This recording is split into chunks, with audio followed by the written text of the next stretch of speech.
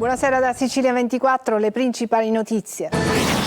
Convalidato il fermo del sedicenne accusato di aver ucciso Gabriele Vaccaro, si aggravano le posizioni dei 4 amici del giovane egiziano, devono rispondere anche di concorso in omicidio.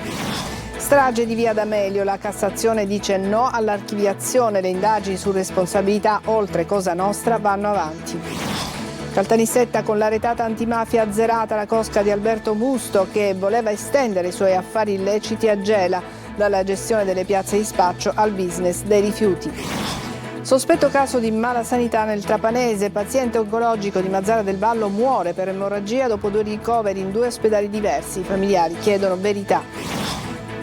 Catania, dopo il nostro servizio denuncia, ripresi i lavori in piazza Maiorana ed arrivano le prime risposte dopo le segnalazioni di ristoratori e residenti. Il responsabile del cantiere dice: scusate il disagio, la piazza sarà ultimata entro luglio. A Niscemi la musica diventa solidarietà. Sabato 25 aprile va in scena L'arte è questa, il concerto di beneficenza a sostegno delle comunità colpite alla frana di gennaio. Tra i nomi Mario Biondi, Luca Madonia, Sugar Free e Lello Analfino. Calcio in Serie C, Catania domenica in trasferta sul campo dell'Atalanta Under 23. Toscano non avrà Quaini e deve ridisegnare il centrocampo. La gara in diretta e in chiaro su Telecolor a partire dalle 17.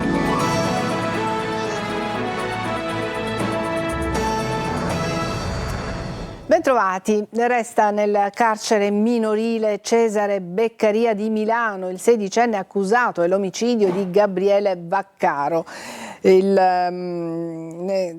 legali del giovane dicono è distrutto, non mangia e non dorme, domani intanto ci sarà l'autopsia sul corpo della vittima. Emanuela Corsi. Sta prendendo consapevolezza e coscienza, è distrutto, non mangia e non dorme. A parlare sono Barbara Ricotti e Filippo Beolchini, difensori del sedicenne accusato dell'omicidio di Gabriele Vaccaro. Ha risposto a tutte le domande, ha ricostruito il fatto, aggiungono i legali. Resta però in carcere il sedicenne egiziano che nella notte tra sabato e domenica nel parcheggio Cattaneo, vicino al centro storico di Pavia, ha colpito con un fendente il 25enne di Favara che da alcuni mesi si era trasferito per lavoro nel Pavese. Dopo l'udienza che si è svolta all'Istituto Minorile Cesare Beccaria di Milano, nella quale è stato convalidato il fermo, il giudice ha sciolto la riserva decidendo per la custodia cautelare in carcere. Gli avvocati dell'indagato avevano chiesto per il loro assistito gli arresti domiciliari o l'accompagnamento presso una comunità. Il sedicenne è anche accusato di tentato omicidio per aver procurato una ferita all'addome torace a uno degli amici di Gabriele. Il giovane si trova ancora ricoverato al Policlinico San Matteo di Pavia, ma non è in pericolo di vita. Si aggrava anche la posizione degli altri 4 ragazzi egiziani, un 17enne e 3 maggiorenni. Per loro l'accusa non è più soltanto omissione di soccorso, ma anche concorso in omicidio e a breve potrebbe configurarsi anche il concorso nel tentato omicidio. Intanto nelle prossime ore all'Istituto di Medicina Legale dell'Università di Pavia verrà effettuata l'autopsia sul corpo di Gabriele. L'esito dell'esame è ritenuto fondamentale ai fini dell'indagine per stabilire con esattezza le cause della morte e capire se il 25enne siciliano si sarebbe potuto salvare se fosse stato chiesto subito l'intervento del 118. La Cassazione riaccende i riflettori sulla pista nera nelle stragi del 92, respinto il ricorso della Procura di Caltanissetta, le indagini su Via D'Amelio vanno avanti. Il servizio di Rita Cinardi. La Cassazione mette un punto fermo su una delle inchieste più delicate sulle stragi del 92. La Suprema Corte dice no al ricorso della Procura di Caltanissetta e le indagini sulla strage di Via D'Amelio vanno avanti. I giudici della quinta sezione penale hanno dichiarato inammissibile l'impugnazione della Procura nissena contro l'ordinanza del GIP Graziella Luparello che lo scorso dicembre aveva detto no all'archiviazione ordinando nuovi approfondimenti sui possibili mandanti esterni. Una decisione che di fatto conferma la linea del giudice per le indagini preliminari e accoglie la requisitoria del procuratore generale presso la Corte di Cassazione. Al centro dell'inchiesta c'è proprio la ricerca di eventuali responsabilità oltre Cosa Nostra in un procedimento aperto nel 2017 che negli anni ha riacceso più volte il dibattito su possibili scenari ancora oscuri. 3 filoni da approfondire anche la cosiddetta pista nera, l'ipotesi di collegamenti tra ambienti delle versioni di destra e la stagione stragista, una pista che la procura aveva ritenuto già esplorata senza risultati ma che il GIP ha invece indicato come meritevole di ulteriori verifiche. Con la decisione della Cassazione quella strada resta aperta e le indagini dovranno proseguire seguendo le indicazioni del giudice. Con la retata antimafia Niscemi, con 35 persone arrestate, è stata azzerata la cosca di Alberto Musto, che voleva estendere i suoi affari illeciti fino a Gela. Non solo la gestione di piazze di spaccio, ma anche, nei tentacoli di Cosa Nostra, anche il business dei rifiuti. Gerry Italia. Un disegno preciso, fatto di alleanze, mediazioni e nuovi affari, è quello che emerge dall'inchiesta dei carabinieri coordinati dalla Direzione Distrettuale Antimafia di Caltanissetta, che ha acceso i riflettori sul progetto di espansione del clan niscemese verso Gela. Al centro la figura del boss Alberto Musto, già condannato e ritenuto dagli investigatori punto di riferimento sul territorio, non solo per il controllo delle attività illecite, ma anche per la capacità di inserirsi e dialogare con altri contesti mafiosi. Un ruolo riconosciuto anche all'esterno. È malato di malavita, diceva in un'intercettazione un esponente vicino alla famiglia gelese degli Emanuello. Secondo gli inquirenti, Musto avrebbe avuto un ruolo anche nella gestione delle tensioni legate allo spaccio di droga proprio a Gela. In questo contesto si inserisce la figura di Giuseppe Sammartino, ritenuto attivo nelle piazze locali e finito in contrasto con un altro soggetto della zona. Sarebbe stato proprio Sammartino a rivolgersi a Musto per ottenere un intervento, un passaggio che secondo gli investigatori serviva a far pesare la copertura del gruppo niscemese e rafforzarne la presenza in città. Ma è soprattutto sul fronte economico che il progetto prende forma. Il settore dei rifiuti diventa strategico, oli esausti, plastica, vetro, un business in espansione, e il passo successivo era chiaro: replicare il modello a Gela, cercando autorizzazioni, contatti e coperture. Un piano che però, almeno secondo gli investigatori, non avrebbe raggiunto una presenza capillare in città. Nonostante i tentativi e i contatti avviati, l'espansione si sarebbe a un certo punto fermata prima di consolidarsi. Resta però il quadro di un'organizzazione pronta a muoversi su più fronti, tra traffici illegali e infiltrazioni nell'economia legale, un equilibrio sottile dove affari e controllo del territorio si intrecciano nel segno della mafia. Nuovo caso di mala sanità nel Trapanese, chiedono di vederci chiaro e hanno sporto denuncia i familiari di un paziente oncologico di Mazzara del Vallo che, nonostante diversi ricoveri in 2 strutture diverse, è morto per una emorragia. Adesso sentiamo il servizio di Laura Spanò. Chiede giustizia alla famiglia di Giuseppe Ingargiola, 41 anni, paziente oncologico di Mazzara del Vallo, morto sabato scorso al pronto soccorso della Belaiello. L'uomo, che soffriva di un tumore alla mandibola, vomitava sangue ad ogni colpo di tosse. Martedì della scorsa settimana era stato ricoverato prima a Mazzara, poi al civico di Palermo per un attacco. Da questa struttura sanitaria però era stato dimesso senza alcun esame e sabato mattina era stato portato nuovamente alla Belaiello, dove è deceduto. Ora i familiari vogliono sapere come mai i medici di 2 strutture sanitarie non sono riusciti a salvare il loro congiunto. Seguiti dall'avvocato Valeria Liuzza, hanno presentato denuncia ai carabinieri, mentre la procura di Marsala ha aperto un fascicolo. Il calvario di Ingargiola inizia nella notte tra martedì 14 e mercoledì 15 aprile, quando ha un'emorragia. Viene portato alla Belaiello, vi rimane per tutta la mattinata ed è stabilizzato con una trasfusione di sangue. I familiari chiedono ulteriori accertamenti e il paziente viene trasferito a Palermo, dove Ingargiola rimane fino a venerdì in attesa dell'attacco, che viene rinviata di ora in ora e mai eseguita. L'uomo torna a casa, le sue condizioni sembrano buone. Sabato la ricaduta e il ritorno alla Belaiello. Alle 15 la situazione precipita e dall'area emergenza viene trasferito in osservazione breve. Alle 23 i familiari vengono informati del decesso. Ora la salma è stata sequestrata. Il legale ha chiesto l'acquisizione delle cartelle cliniche dei 2 ospedali e dell'Istituto Nazionale Tumori, dove era in cura il paziente. Dal canto suo, l'ASP di Trapani ha attivato le procedure di verifiche relativamente agli eventi avvenuti solo alla Belaiello. Un uomo ha perso la vita in un incidente mortale a Carini, in provincia di Palermo, ferite gravemente anche altre 2 persone, mentre in via Messina e Marine un tir si è ribaltato, mandando in tilt il traffico a Palermo. Sentiamo Marco Gullà. Un giovedì nero per le strade palermitane dell'Interland. Ieri in tarda serata un incidente mortale si è verificato in via Gaspare Cusumano a Carini. Un uomo di 50 anni, Massimo Guarneri, è morto nello scontro tra la Renault Clio, di cui era la guida, e una Lancia Y. Gravemente ferita la donna di 54 anni che viaggiava con lui e il conducente di 46 anni dell'altra auto. I 2 feriti sono stati trasportati a Villa Sofia, in codice rosso. Un altro incidente, meno grave, si è invece verificato registrato questa mattina in via Messina Marine. Un autoarticolato si è ribaltato dopo uno scontro con un'auto e si è coricato su un fianco, ostruendo qualsiasi possibilità di passaggio, come vediamo da queste immagini. I conducenti dei due mezzi hanno riportato ferite lievi e sono stati trasportati in ospedale per accertamenti. Città per diverse ore spezzata in due, con ripercussioni inevitabili sul traffico cittadino. ZTL sospesa per permettere l'accesso in via Roma e snellire il traffico che ha interessato diverse parti della città. A Catania, operai senza casco e protezioni di sicurezza sul tetto dell'ex palestra Lupo. Lo abbiamo documentato e denunciato durante un nostro servizio nel telegiornale. Il segretario della CGIL De Caudo dice che la situazione è gravissima ed inaccettabile, mentre la CISD invoca più vigilanza nei cantieri. Tonino De Mano. Senza caschi, senza dispositivi individuali di protezione, sul tetto dell'ormai quel che resta dell'ex palestra Lupo, ancor peggio, sotto lo sguardo delle forze dell'ordine che presidiavano il cantiere.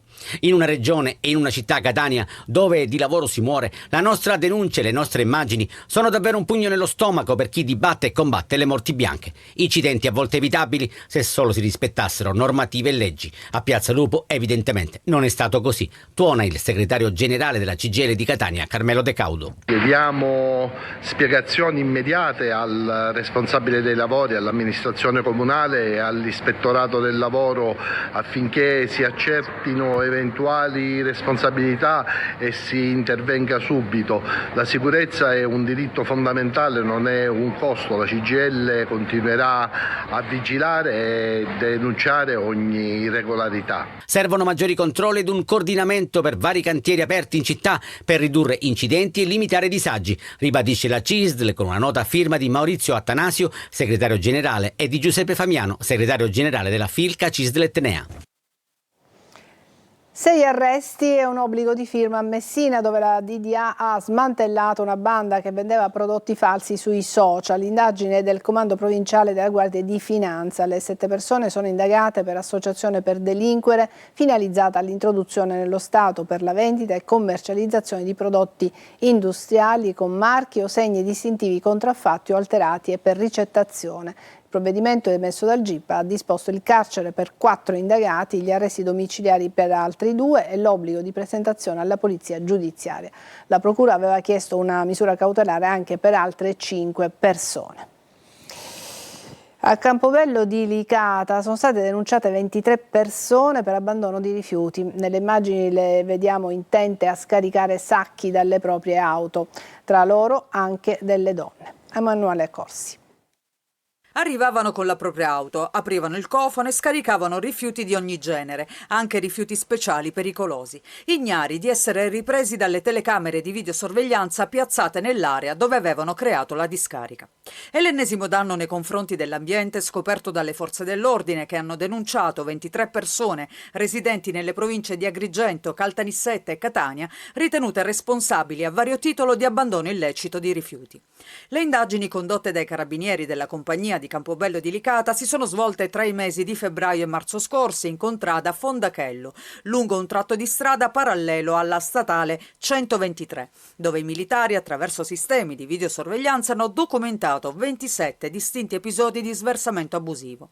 Nelle immagini vediamo diverse persone, anche una donna, mentre utilizzando i propri veicoli riversano su entrambi i lati della strada diverse tipologie di materiale. Qui vediamo 2 soggetti a bordo di uno scooter, rigorosamente senza casco, con un grosso sacco dell'immondizia. In queste altre immagini si vede una persona che lancia oggetti e svuota sacchi sparpagliando rifiuti. Contestualmente alle denunce, i carabinieri hanno interessato il comune di Campobello di Licata per gli adempimenti di competenza finalizzati al ripristino dello stato dei luoghi e alla bonifica dell'area. È stato individuato e denunciato in poche ore dai carabinieri della stazione di Randazzo un 34enne responsabile dell'aggressione ai danni di 2 uomini di 66 e 71 anni. I fatti documentati a queste immagini sono avvenuti in un bar del centro intorno alle 22:30. Determinanti per le indagini le immagini di videosorveglianza e gli accertamenti dei militari che hanno rintracciato il presunto aggressore nel cantiere in cui lavorava. L'uomo avrebbe ammesso le proprie responsabilità parlando di un litigio nato per motivi banali. E adesso a Catania, dopo il nostro servizio denuncia, sono ripresi i lavori in piazza Majorana ed arrivano le prime risposte dopo le segnalazioni di ristoratori e residenti. Il responsabile del procedimento e del cantiere dice la piazza sarà ultimata entro luglio. Tonino De Mana. Si vedono finalmente gli operai ed arrivano anche le prime rassicurazioni per ristoratori e residenti che ricadono nell'area del cantiere per la riqualificazione di piazza Angelo Majorana. Dopo il nostro servizio che evidenziava le difficoltà degli operatori della ristorazione, rimasti senza marciapiedi e soprattutto senza tempi certi di consegna dei lavori, siamo stati promotori di un confronto diretto, agevolato anche dall'impegno del vice sindaco di Catania Pesce. Ognuno ha spiegato le proprie ragioni, partendo dai disagi dei titolari delle attività che si affacciano sulla piazza. Vi sentite un po' risollevati in questo senso? Se ci garantiscono la pavimentazione, come dice lui, il massetto, sì. E il fine lavori il più presto possibile entro l'estate, sì. Le rassicurazioni maggiori sono il fatto che loro iniziano nuovamente a lavorare, il fatto che ci danno delle scadenze per la consegna della piazza. Ed arrivano le prime risposte. Lunedì cominceremo a sistemare quello che era il marciapiede. Realizzeremo una prima parte che è praticamente il massetto sul quale sarà posato la pavimentazione finale e per ridurre il disagio. Tempi di consegna della piazza? Su piazza Majorana il programma prevede di finire a meno della piantumazione delle nuove essenze entro fine luglio. Intanto procedono gli interventi per l'abbattimento dell'ex palestra Lupo. Adesso una breve pausa, tra poco.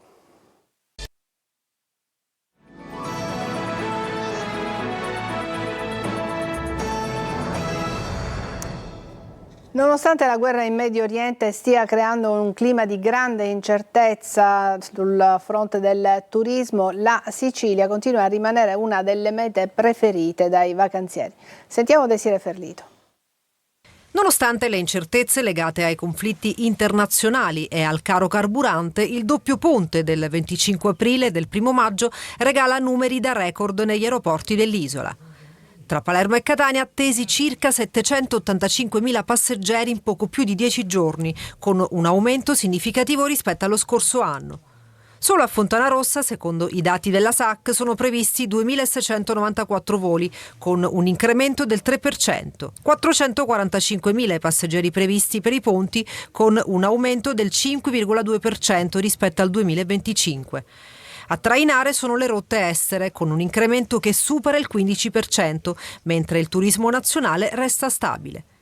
In crescita anche il Falcone Borsellino a Palermo, dove transiteranno 340.000 passeggeri, con un aumento del 5% rispetto allo scorso anno.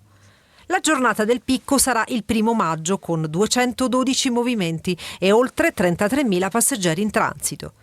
Dati positivi che al momento ridimensionano gli allarmi per le ripercussioni che la guerra in Medio Oriente potrà avere nella prossima stagione estiva dell'isola. Molto però dipenderà dall'evolversi della crisi internazionale. La Sicilia al momento risponde e lo fa con numeri da boom. Anni scemi, la musica come strumento di solidarietà. Sabato 25 aprile in piazza Vittorio Emanuele andrà in scena Art is This, l'arte è questa, il concerto di beneficenza a sostegno della comunità colpita dalla frana dello scorso gennaio. Tra i nomi figurano quelli di Mario Biondi, Luca Madonia, Sugar Free e Lello Analfino. Sentiamo Roberta Lunghi.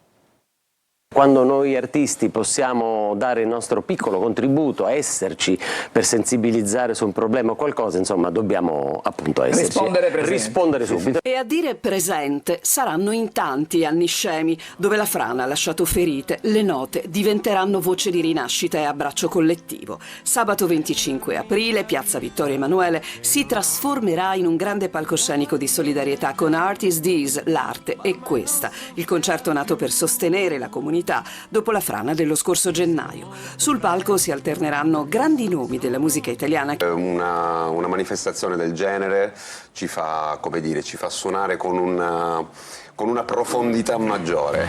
Perché avevo bisogno di te, perché avevo bisogno di noi, perché avevo quel sogno da vivere una volta ancora. Durante la serata condotta da Desiree Ferlito e Ruggero Sardo, il pubblico potrà partecipare a una raccolta solidale con donazioni libere destinate a un fondo ufficiale del comune per sostenere concretamente gli scemi. Adesso ancora una breve pausa e poi il calcio.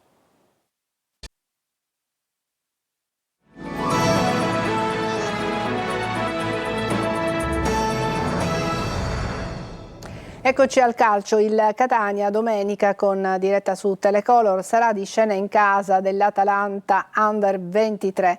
Toscano non avrà Quaini e deve ridisegnare il centrocampo. L'ultima mezz'ora con il Potenza, con tanta qualità in campo, serve da trampolino per il futuro. Marco Garli. L'ultima giornata per raggiungere l'obiettivo minimo del secondo posto, ma anche la consapevolezza che dopo gli errori e le ripartenze di questi ultimi 3 mesi, le prospettive potrebbero essere diverse, potrebbero regalare quello per cui si lavora dalla scorsa estate. Per arrivarci si riparte da Caravaggio e dalla partita con l'Atalanta Under 23. In casa Catania tutti si augurano che la seconda tappa della corsa sia il 17 maggio per i quarti di finale dei playoff.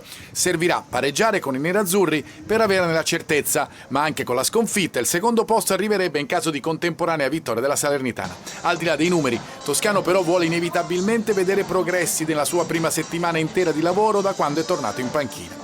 Dovrà, gioco forza, ridisegnare il centrocampo dove Quaini è squalificato e dove non è sicuro il recupero di Corbari. Qualora l'ex Entella non ce la facesse, insieme a Di Tacchio potrebbe giocare l'ex Jimenez, che nell'ultima gara ha dato la scossa alla squadra insieme a Cicerelli, uno dei diffidati in casa rossazzurra, con Bruzzaniti, Di Noia, lo stesso Di Tacchio e il tecnico toscano. Dato questo che andrà preso in considerazione perché un'eventuale squalifica peserebbe nella prima dei playoff. Ma Toscano sa di poter contare sulla qualità dei suoi interpreti, quella che negli spareggi promozione potrebbe fare la differenza e quella che, come dimostra anche l'ultima mezz'ora con il Potenza, non manca di certo in casa Catania, serve sfruttarla appieno. È tutto per questa edizione di Sicilia 24, grazie per averci seguito, buona serata.